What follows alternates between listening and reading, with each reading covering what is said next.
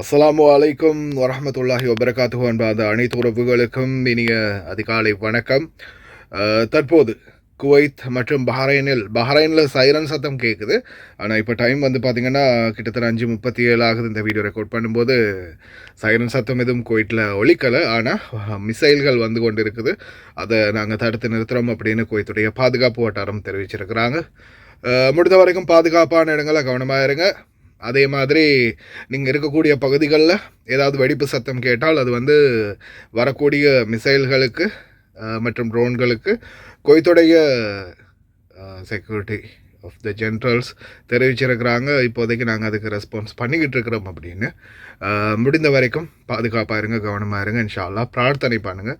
உங்களுக்கே தெரியும், நேற்று இரவு நான் வந்து கடைசியாக ஈரானில் அந்த ஹெலிகாப்டர் சம்பவத்துக்கு பிறகு ஏதாவது பிரச்சனை நடக்கும் அப்படின்னு சொல்லியிருந்தேன்.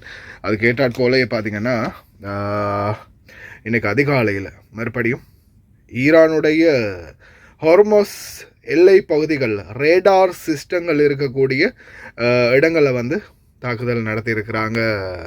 அமெரிக்க தரப்பு கிட்டத்தட்ட 6 எக்ஸ்ப்ளோஷன்ஸ் அவன் வந்து கேட்டதாக தெரிவிச்சிருக்கிறாங்க ஹார்மஸை ஒட்டிய சில ஈரானுடைய பகுதிகளில்.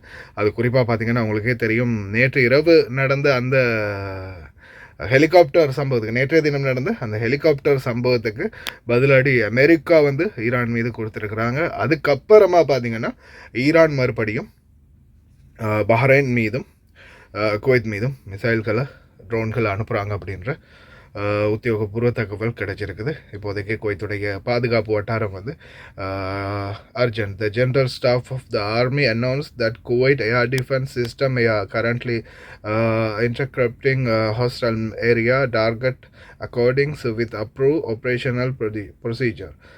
It's urged everyone to either to the security and safety instruction and guidelines issued by competent authorities and obtain informations from approved official source.